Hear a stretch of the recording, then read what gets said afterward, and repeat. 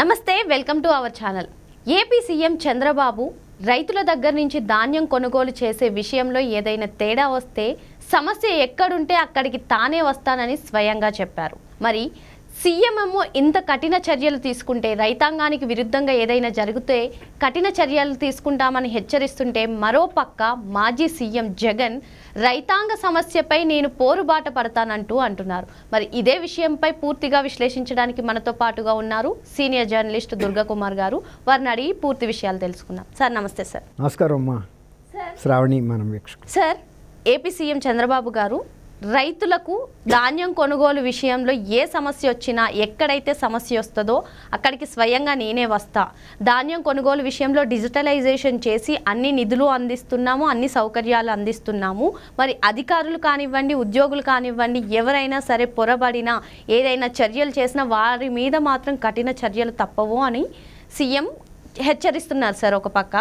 మరో పక్క మాజీ సీఎం వైఎస్ జగన్మోహన్ రెడ్డి రైతు సమస్యలు, అసలు ఈ ప్రభుత్వం వచ్చిన తర్వాత ప్రజల్లో తీవ్రంగా వ్యతిరేకత వచ్చేసింది, రైతు సమస్యలపై పోరుబాట పడదాం, ఈ నెల 11న మనం జిల్లా వారీగా పర్యటిద్దామని ఆయన అంటున్నారు. ఏంటి సార్ మరి దీనిపై మీ స్పందన ఏంటి? ఇప్పుడు ప్రతిపక్షం అన్న తర్వాత ప్రభుత్వానికి మద్దతుగా ఉండదు కదమ్మా, ప్రభుత్వాన్ని పొగట్టడానికి లేదు.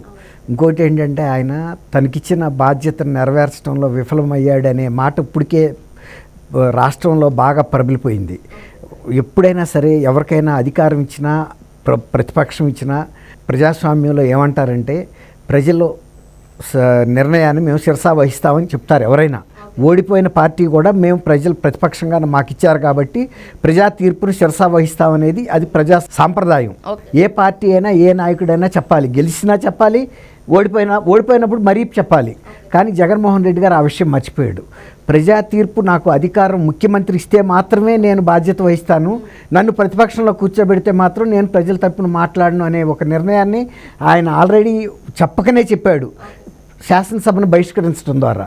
అంటే నేను ప్రతిపక్షంలో ఉన్నా కాబట్టి ప్రజల మాట నేను ఎందుకు శాసనసభకి వెళ్ళి చెప్పాలి, నా టైం వేస్ట్, మా ఎమ్మెల్యేలు వెళ్ళరు, మేము వెళ్ళం, ఎందుకంటే తప్పు ప్రజలది అన్నట్టు ప్రజల మీద నెట్టాడు. అది చాలా తీవ్రమైనటువంటి ఇష్యూగా రాష్ట్రంలో తెలిసిపోయింది. తర్వాత షర్మిల గారు సొంత చెల్లెలు, నాకు ఓట్ల పర్సంటేజ్ లేకపోయినా, ఎమ్మెల్యే సీట్లు లేకపోయినా ప్రజావాణి నేను వినిపిస్తాను, ఎందుకంటే నేను ఒక పార్టీ రాష్ట్ర అధ్యక్షురాలని, ఆ బాధ్యత నా మీద ఉంది. ఇవాళ మాకు సీట్లు, పర్సంటేజ్ ఆఫ్ ఓట్లు కాదు ముఖ్యం, ప్రజా సమస్యల పట్ల మాట్లాడాల్సిన నైతిక బాధ్యత పార్టీ అధ్యక్షురాలుగా ఉందని చెప్పడం ద్వారా తను పైచేయి సాధించింది. జగన్మోహన్ రెడ్డికి రాజకీయ పరిపక్వత లేదు, ఈమెలో పరిపక్వత ఉంది. అసలు ఇలాంటి వ్యక్తిని మనం ప్రజా జీవితంలో ఆ 11 సీట్లు కూడా ఎందుకు ఇచ్చామని ప్రజల ఆలోచనలో పడ్డారు.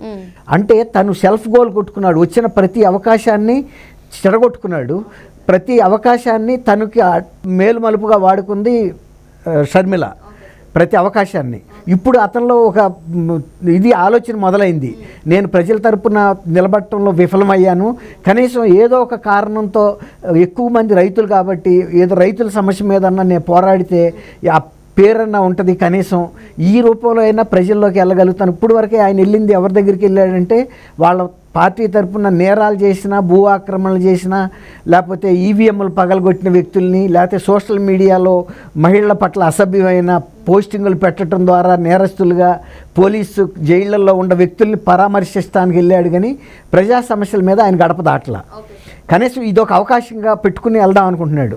అయితే కూటమి ప్రభుత్వానికి రైతుల సమస్యలు తెలియదని కాదు, మరీ ముఖ్యంగా వరి రైతుల సమస్యలు పూర్తిగా తెలుసు.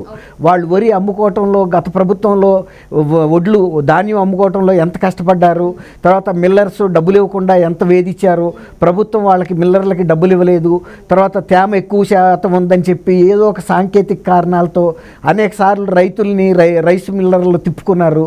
దాని మూలన వాళ్ళకి రవాణా ఖర్చులు పెరిగినాయి, వాళ్ళ టైం అంతా వేస్ట్ అయిపోయింది, వేదన పడ్డారు, మళ్ళీ ఒడ్లు తీసుకెళ్ళి ఆరబోసుకోవాల్సి వచ్చేది, దాని మూలన ఖర్చు పెరిగేది.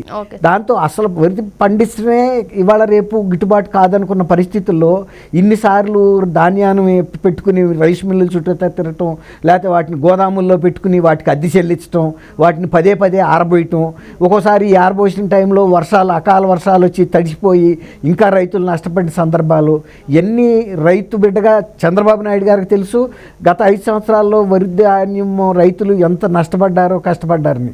అందువల్ల ఇప్పుడు ఆయన ఏం చేశాడంటే వరి ధాన్యాన్ని 30 లక్షల టన్నుల సేకరణకు కావాల్సిన ఏర్పాట్లు ముందే చేశారు. రైస్ మిల్లర్లకు కూడా స్పష్టమైన ఆదేశాలు ఇచ్చారు, అధికారులకు కూడా ఆదేశాలు ఇచ్చారు. మీరు తేమ ఉందని చెప్పి కూడా టెక్నికల్ సాంకేతిక కారణాలతో ఇబ్బందులు పెట్టొద్దు, అవసరమైతే డ్రైయర్లు పెట్టుకుని డ్రైయర్ల ద్వారా ఆ తేమ శాతాన్ని తగ్గించడానికి మీరు రైతులకు సహకరించండి, ఏదైనా కనీస ఛార్జెస్ తీసుకుని. అంతే తప్ప రైతుల్ని ఇబ్బంది పెట్టే పనులు చేయకూడదు. తర్వాత ఏ రైస్ మిల్లు దగ్గరికి వెళ్ళి గతంలో కొన్ని ఎంపిక చేసిన రైస్ మిల్స్ దగ్గరే అమ్ముకోవడానికి అవకాశం ఉండేది. ఇవాళ మీకు ఏ రైస్ మిల్ దగ్గర ఉంటే ఆ రైస్ మిల్ దగ్గరికి వెళ్ళి అమ్ముకోండి. అమ్మిన 24 గంటల నుంచి 48 గంటల లోపల మీకు డబ్బు పంపించే ఏర్పాటు చేస్తాం. ఆల్రెడీ నిధులు కూడా ఇచ్చాం. ఒకవేళ ఎక్కడన్నా రైస్ మిల్లర్లు కానీ అధికారులు కానీ పౌర సరఫరాల అధికారులు కానీ ఏదన్నా జాప్యం చేసినా మిమ్మల్ని ఇబ్బంది పెట్టినా వెంటనే పార్టీ కార్యాలయానికి మాకు చెప్పండి, అవసరమైతే నేనే వస్తాను. ఎందుకంటే ఇట్లాంటి అవకతవకల మూలాన ప్రభుత్వానికి చెడ్డ పేరు రాకూడదు. మేము నిధుల కేటాయింపులో కానీ నిధుల పంపిణీలో కానీ ఆదేశాల్లో కానీ ఎక్కడా అస్పష్టత లేదు. సార్, మరి మీరు చెప్పినట్టుగా కూటమి ప్రభుత్వం వచ్చి 6 నెలలు అవ్వగానే ఇంత చేస్తుంది, రైతులకి రైతు సమస్యలపై దృష్టి పెడుతుంది. అలాగే మరి జగన్మోహన్ రెడ్డి ఎందుకు 11వ తారీఖు నుంచి రైతు సమస్యలు అంటూ ప్రజల్లోకి వెళ్తున్నాడు? మరి ఆయన హయాంలో రైతులకు ఏం చేశాడు అసలు? అవును, మంచి మాట అమ్మా. ఇప్పుడు ఆయన హయాంలో గతంలో మనం అంటాం కాదు, పక్క రాష్ట్రం ముఖ్యమంత్రిగా ఉన్న కేసీఆర్ గారు జగన్మోహన్ రెడ్డి గారికి అత్యంత సన్నిహితుడు. ఆయన టైంలో కూడా ఏం చెప్పాడు తెలుసా? జగన్మోహన్ రెడ్డి గారు ముఖ్యమంత్రిగా ఉండే టైంలో ఆంధ్రప్రదేశ్ రైతులు వచ్చి తెలంగాణ జిల్లాల్లో రైస్ మిల్లులకి ధాన్యం అమ్ముతున్నారు, మన కొనుగోలు కేంద్రానికి తీసుకొచ్చి అమ్ముతున్నారు. మేము పక్క రాష్ట్రాన్ని కూడా చూడటం లేదు, రైతు ఎవరు తీసుకొచ్చినా మేము ధాన్యం కొంటున్నాము, వెంటనే కూడా పంపిణీ చేస్తున్నాము. కానీ పక్క రాష్ట్రాల్లో ఆ ఇది లేకే వాళ్ళు దూరాభారమైనా కూడా తెలంగాణ లోపలికి వచ్చి మేము అమ్ముతున్నారు. వాళ్ళు మేము చెక్ పోస్టుల దగ్గర కూడా ఇబ్బంది పెట్టట్లేదు, ఆంధ్రా నుంచి వచ్చే రైసును రానివ్వద్దని. రైతులు ఎవరైనా రైతులేను, సరే మన పక్క రాష్ట్రమే కాబట్టి వాళ్ళకి నిధులు కొరత ఉంది, అందువల్ల రైతులకి సకాలంలో ఇవ్వలేకపోతున్నారు. రైతులకైతే సకాలంలో డబ్బులు రావటం ముఖ్యం కాబట్టి కొంతమంది ఎవరైతే ఆ పక్క రాష్ట్రం నుంచి వస్తే వాళ్ళకి కూడా ఇచ్చామని ఆయనే చెప్పాడు. జగన్మోహన్ రెడ్డి గారికి అత్యంత సన్నిహితము రాజకీయ గురువు అయిన కేసీఆర్ గారే చెప్పాడు. కాబట్టి ఇక దాని గురించి వేరే వాళ్ళకి సర్టిఫికేట్ తీసుకోవాల్సిన అవసరం లేదు. అట్లా రైతుల పట్ల తెలుగుదేశానికి ఉన్న అవగాహన వేరు, జగన్మోహన్ రెడ్డి గారికి ఉన్న అవగాహన వేరు. జగన్మోహన్ రెడ్డి గారికి ఎంతసేపు తనకి రాజకీయంగా ఎంత లబ్ధి వస్తుంది, ఆర్థికంగా లబ్ధి వస్తుందనే ఆలోచించాడు. షర్మిల గారు కూడా అదే చెబుతుంది, నువ్వు ఎంతసేపు స్వార్థ రాజకీయం, నీ వ్యక్తిగతమైన లాభాలు చూసావు కానీ ఎవరు ప్రజల యొక్క మేలు చూడలేదు. ఒక 1750 కోట్ల రూపాయలు లంచం కోసం నువ్వు 1,60,000 కోట్ల రూపాయలు విద్యుత్ భారాన్ని ప్రజల మీద పెట్టావంటే నీ ఎంత అవినీతి ఉందో అర్థం చేసుకోవాలి. అసలు ఇట్లాంటి వాళ్ళ మీద అవినీతి నిరోధక శాఖ కూడా విచారణ జరపాలని కూడా ఆమె కూడా అంటుంది. అయితే ఇప్పుడు మీరు అన్నట్టు ధాన్యాన్ని దగ్గరికి వచ్చేటప్పటికి ఇంకోటి ఏంటంటే రైస్ మిల్లర్ల దగ్గర గతంలో గోని పట్టాలు కూడా ఇవ్వటానికి కూడా ఇబ్బందులు పెట్టేవాళ్ళు, గోని సంచులు తీసుకోవటానికి. ఇప్పుడు ఆయన ఒకటే చెప్పాడు, రైతులకి గోని సంచులు ఇవ్వటానికి కానీ ఎటువంటి ఆంక్షలు పెట్టొద్దు, ఇబ్బందులు పెట్టొద్దు, వాయిదాలు వేయొద్దు, వచ్చిన రైతులకు వచ్చినట్టు మీరు ఎన్ని సంచులు కావాలంటే అన్ని ఇవ్వండి, సహకారం అందించండి. ఇంకా మీకు ఏదైనా ఇబ్బంది ఉంటే మా దృష్టికి తీసుకురండి, మిల్లర్లుగా మేము అటెండ్ అవుతాం. అట్లాగే అధికారులు కూడా సమన్వయంతో పనిచేయండి, మిల్లర్లు అధికారులు. అంతేగాని అధికారి సహకరించలేదని మిల్లర్లు సహకరించలేదని అధికారులు వంకలు చెప్పి రైతులను మాత్రం ఇబ్బంది పెడితే మాత్రం ఇద్దరి మీద చర్య తీసుకుంటాము, ఎవరైతే తప్పు చేస్తారో.